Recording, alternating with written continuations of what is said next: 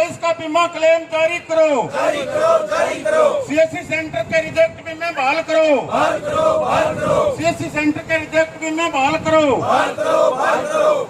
इंकलाब जिंदाबाद, इंकलाब जिंदाबाद, जिंदाबाद, इंकलाब जिंदाबाद। बीजेपी जेजेपी जिंदाबाद, सुनीता दुग्गल जिंदाबाद, सुनीता दुग्गल जिंदाबाद, अमित शाह जिंदाबाद।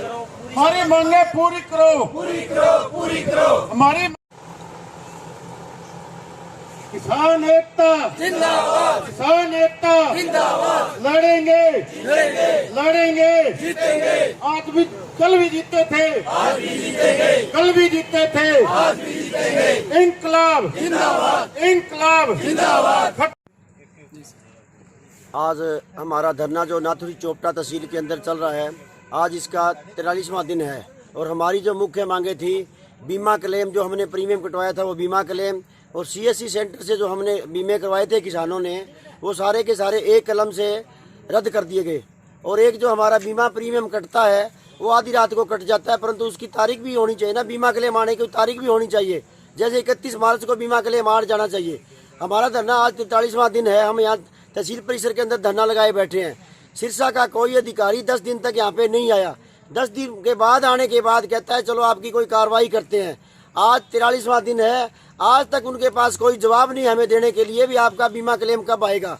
और ये हमें तो पता ही चल गया इस बात का कि सिरसा के जो अधिकारी AIC कंपनी, सरकारी कंपनी जो है हमारा, उसने बीमा प्रीमियम काटा था वो, और इसमें सरकार, तीनों की मिली भगत है और किसान को बेवकूफ़ बनाने का काम कर रही है। बहुत बड़ा एक भ्रष्टाचार है इसके अंदर। और अब जैसे आपने देखा होगा, तरह तरह के बयान हमारे पास अधिकारी देके गए, मीडिया तरह आप देखा होगा, कोई अधिकारी SDM, DDA, SDO, ASO सभी अधिकारी, उसके पास एक भी जवाब नहीं था हमारे प्रश्नों का कि हम आपको बीमा क्लेम दिला सकेंगे। वो यही कह रहे थे हमने हमारी तरफ से कार्रवाई कर दी। बार बार जो अधिकारी थे, DDA था, SDM कंपनी के अधिकारी, ब्लॉक लेवल का अधिकारी, उनका फोन नहीं उठा रहा था।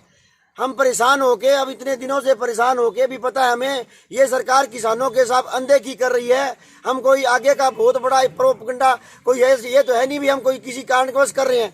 जो हमारा अधिकार है वही मांग रहे हैं मान लो, और वही अधिकार देने के अंदर देखो ये कितनी आनाकानी कर रहे हैं। क्योंकि सिरसा की एक जो कॉटन बेल्ट है ना, बहुत बड़ा कॉटन बेल्ट है और एक बहुत बड़ी राशि है, वो उसको डकारने का काम कर रहे हैं। सत्ता के अंदर बीजेपी के जो मंत्री हैं, उनका आपने शायद बयान पढ़ा होगा, अखबार की कटिंग में आपको दिखा दूंगा। वो कह रहे थे कि कंपनी ने किसानों के पैसे डकारने का काम किया, डकारने का काम किया। वो खुद मंत्री जो बीजेपी के बैठे ये बात कर रहे हैं। हम किससे उम्मीद लगाएं ये बैठो।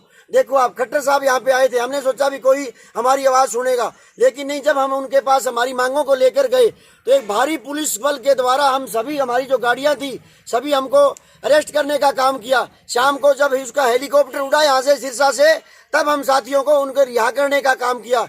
कितनी तानाशाही है। हम इतने परेशान होकर बार बार मीटिंगें करके अधिकारियों के साथ, फिर हमने 12 तारीख को मीटिंग करके एक बहुत बड़ा फैसला लिया कि अगर हम यहाँ पे तहसील बंद करते हैं, हमने 2 बार तहसील बंद की थी, तो इसमें हमारे ही साथी परेशान होंगे, किसान परेशान होंगे। हम किसी को, किसान जो है, किसान को परेशान नहीं करना चाहते, आम जनता को परेशान नहीं करना चाहते। हमने एक बहुत बड़ा फैसला लिया 12 तारीख को कि हम आमरण अनशन पे बैठेंगे। तो हमारे जो साथी थे, हमारे साथ 30 साथी बैठने के लिए तैयार हो गए। हम जो बुजुर्ग थे हमारे, उनको ऐसे 1 घंटा लगा मना फुसला के भी कोई बात नहीं, हम हैं, समझते हैं, कोई दिक्कत नहीं, ऐसा नहीं होगा, हम जीतेंगे, ऐसी बात नहीं है। तब हम जो 5 साथी हैं, हमने 12 तारीख को फैसला लिया। अभी 13 तारीख के सुबह हम आमरण अनशन पे बैठे हैं। 13 तारीख से इस सरकार के विरुद्ध बैठे हैं, हमारा हक लेने के लिए बैठे हैं। जो हमने बीमा प्रीमियम कटवाया था वो लेने के लिए बैठे हैं। हमारी फसल खराब होगी, हमारे पास बच्चों के लिए फीस देने के पैसे नहीं है, हमारी अगली बुआई करने के लिए पैसे नहीं है, और जो हमारा हक है वही मांग रहे थे, बीमा प्रीमियम। उसके बाद हमने 13 तारीख से हमने जो हमारा आमरण अनशन हमारा जारी है। आज हमारा 4था दिन है। हम सिर्फ पानी पानी ग्रहण कर रहे हैं, हम अन्न ग्रहण नहीं करेंगे जब तक हमारी ये लड़ाई हम जीत नहीं सकते। और जो हमारा बीमा प्रीमियम और जो CSC सेंटर से रद्द है, वो सारे के सारी हमारी मांग इस दरी से, या तो हम हमें प्राण दे देंगे और नहीं तो हमारा बीमा क्लेम हम लेके खड़े होंगे जी।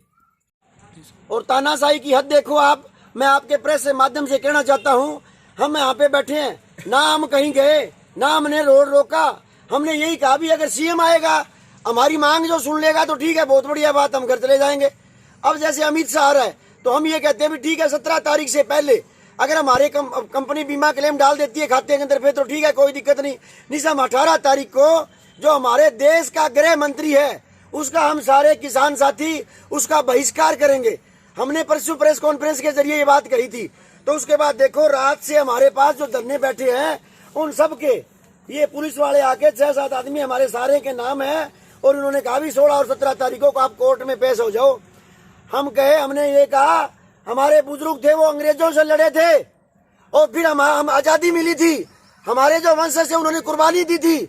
अगर हम सही हक के लिए ना हम कोर्ट जानते, ना हम मोदी जानते, ना खट्टर जानते, हम हमारा हक ले रहे हैं और वही कानूनी तरीके से हम कहीं नहीं जाएंगे। हम इस दरी से जीत के उठेंगे या अपने प्राण त्याग देंगे। और अगर सिरसा का प्रशासन बीजेपी के दबाव में आकर के हमें दबाना चाहेगा तो हमने ऐसा भी इंतजाम कर रखा है, वो हमें उठाने से पहले हम हमारा प्राण त्याग देंगे, या जीत के खड़े होंगे या हमारे प्राण त्याग के खड़े होंगे। हम यहाँ 4 दिन से अनशन पे बैठे हैं, आज चौथा दिन हो चुका है और आप हमारे साथियों के चेहरे देख लो। हम इस सरकार से लड़ने के लिए हमारा हौसला देखो कितना मजबूत है हमारे साथियों का। हमारे माइत का देखो जिन्होंने 70 साल उम्र ले रखी है, और जो हमारे 3 भाई, मेरे 3 भाई हैं, इनका हौसला देखो। ये सरकार बहुत ज़्यादा अत्याचार करना चाहती है लेकिन हम उसका डट के विरोध करेंगे, चाहे 4 दिन क्यों ही, ये 10 दिन चले, 15 दिन चले, हमारे में पूरी हिम्मत है। और जो प्रशासन की बात करें सहयोग की, तो आज एम्बुलेंस के भी सवेरे जैसे माइत की दिक्कत होगी, और आप हमारे भी चेहरे देख लो, चेहरों पे सोजश आ चुकी है, थकान बहुत ज़्यादा महसूस हो रही है। लेकिन प्रशासन की एक जिम्मेवारी होती है, जो आमरण अनशन पर बैठे होते हैं उनको दोनों टाइम चेक करना। जब हमने कॉल की, हमारे माइत को दिक्कत हुई सवेरे सवेरे, कुछ सांस की और कुछ बीपी की, तो हमने कॉल किया 108 पे, तो उन्होंने आगे से ये जवाब दिया हमको भी सारी एम्बुलेंसें जो गृह मंत्री अमित शाह आ रहे हैं उसके अंदर लगा रखी है। तो हम सरकार से जवाब मांगना चाहते हैं, एक मंत्री के ऊपर तो सारी एम्बुलेंसें लगी पूरे सिरसा डिस्ट्रिक्ट की, और जो हम 5 भाई जो अपनी ज़िंदगी से जंग लड़ रहे हैं इस सरकार के खिलाफ, उनके लिए कोई एक एम्बुलेंस की भी सुविधा नहीं है यहाँ। तो ये सरकार कुछ नहीं देखना चाहती इन किसानों की तरफ, ये उनको तो ये लग रहा है ऐसे बैठे हैं। तो भाई ऐसे में तो हम देखो साथियों, अगर जो हम अपनी ज़िंदगी से हारेंगे तो हम आपके द्वारा ये कहना चाहते हैं, अगर जो हम अपनी ज़िंदगी से हार गए तो हम पूरे जो 5 साथी है, तो बाकी साथियों को ये कहते हैं भी हम 5 साथी सरकार के ही नाम लगेंगे, सरकार की जिम्मेवारी होगी उसके अंदर। अगर जो सरकार हमको कोई सुविधा नहीं देना चाहती तो हम उन पे ही होगा सब कुछ। और हम आप मीडिया के द्वारा यही कहना चाहते हैं भी साथियों, आज सरकार तो जो करना चाहती है हमारे साथ, जो तानाशाही कर रही है, लेकिन जो जितने भी आपके दर्शक देखना चाहते हैं, चाहे हरियाणा से हो, राजस्थान से हो, किसान सभी जगह एक ही होते हैं पूरे भारत के अंदर। तो किसान भाइयों, चाहे राजस्थान से हो, कहीं से हो, हमारे यहाँ साथ आओ, हम किसान कौम की लड़ाई लड़ रहे हैं।